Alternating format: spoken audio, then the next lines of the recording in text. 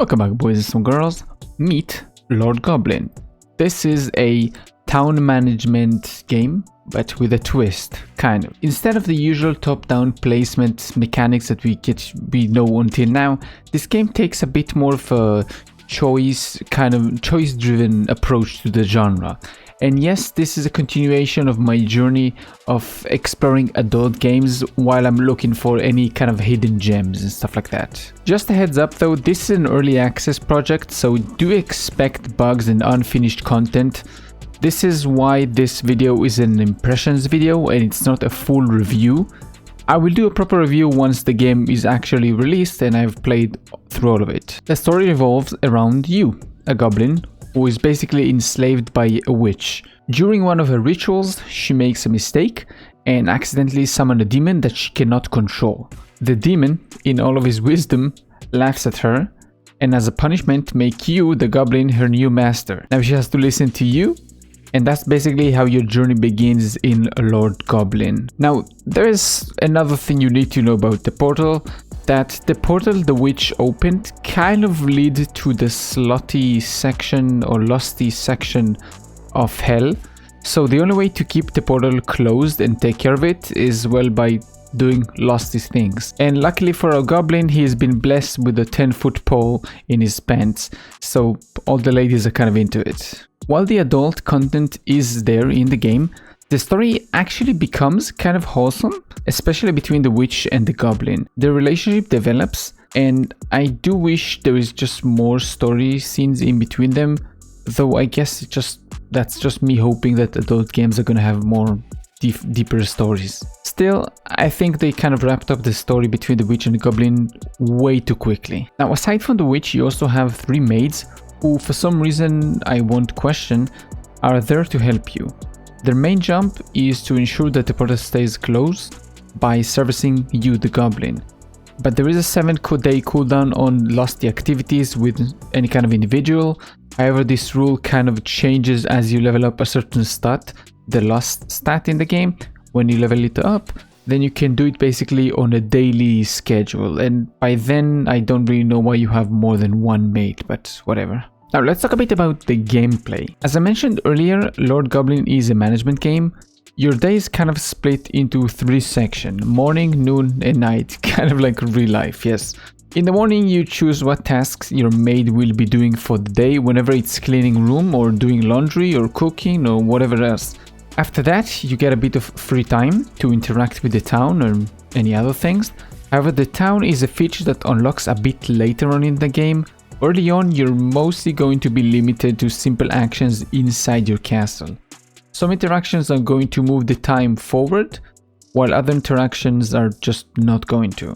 When you eventually move into noon, you will handle requests from your villagers. Basically, it's the time when they all come to the castle and they can just nag you. Depending on your choices, you will either gain or lose resources to solve certain problems. Later on in the game, your maids can also level up and they can also take on tasks and help you. Like, for example, sending a maid who is decently good at hunting to help soldiers chase some escaped chicken.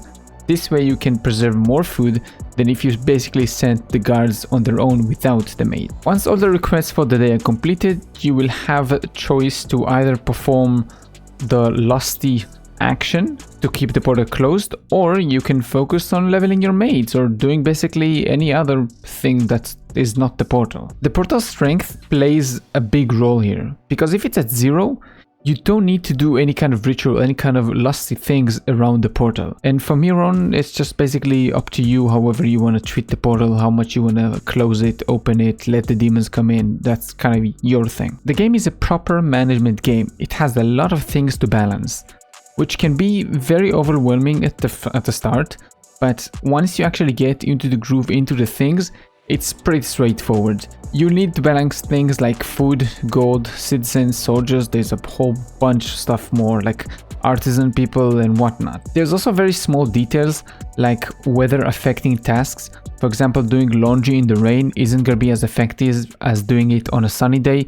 Same for cleaning, for wiping the floor. If everything is just mud, it's not going to be as easy to clean as it is on a sunny day. I know it sounds a bit complicated, but it gets very obvious and very straightforward. You'll get the hang of it, no problem. The gameplay itself is pretty linear, so as long as you don't really let anything fall into the negative, you will max out everything, no problem, and you will see all the content. Personally, it took me 14 hours to milk everything the game currently has to offer. I milked it maybe more than the ladies milk the goblin in the game. Most of the time was kind of spent doing the same tasks repeatedly, so you will need a fair bit of patience or just a bit of sadist in you to get through this. If you don't like grinding, then there's some cheat codes available in the Steam discussion tab for those who prefer a shortcut. But do be aware, the discussion is kind of scary to dive into. Being an early access game, this game has its own share of bugs, no doubt about that. The devs are saying they're working on the fixes, and we can hope to see those coming out soon. Because some of the bugs can be very annoying, like overlay issues or building that simply won't upgrade even when you meet the requirements.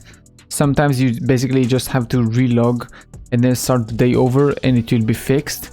But then even after you build that, then you're not gonna get the actual stats that the building says it's gonna give you. It's all a bit frustrating. And fortunately, beside that, I didn't really have any other like crashes or freezes, so just those kind of things. Annoying, but manageable. The game costs about $9 conversion from my currency. I don't know how much it's gonna be for you. I guess like maybe $10, which seems definitely like a fair price to me for what you get, considering there's gonna be more content that will be added as the game is developed. Now, a quick note on the adult scenes. Honestly, the character models look like blow-up dolls. It's kind of funny. But the personalities are completely not that. They are not flat. They have depth. That being said, I do wish the focus wasn't entirely on the adult content, because there is a lot more to the game underneath those big breasts. After a while, I kind of got tired of the ritual scenes, just to keep the portal closed, so I kind of avoided using any portal powers from the witch to just skip this and so I can focus on other parts of the game. You can skip most of the scenes anyway, but the characters are still going to be screaming in your ear. There's one moment especially when a character yells, "I'm your cow," or something along those lines. "I'm gonna be your cow," something like that. And it completely caught me off guard. Obviously, it's in the middle of an adult scene, so I don't have it recorded. I wish I did. I was in the middle of drinking water and I just spit everything all over my table. It was hilarious to hear them saying it. I just like cried and spit all the water on my table. But yeah, sadly, as I said, I can't show you because your eyes are pure and YouTube don't like those kind of stuff. Overall, Lord Goblin has a lot of potential, but it's still in early access, so you kind of need to expect the rough edges. I'm definitely hoping that the devs will add more story scenes and will continue to improve the game. So if you're into adult games and you enjoy management, go ahead and give the game a shot. Just keep it away from children and don't dive too deep into the scheme discussion. It can be a bit scary. But that's gonna be it. I hope you enjoyed this one. If you did, thank you. If you didn't, let me know why, so can you improve. Besides, keep us. See you in the next one. Bye.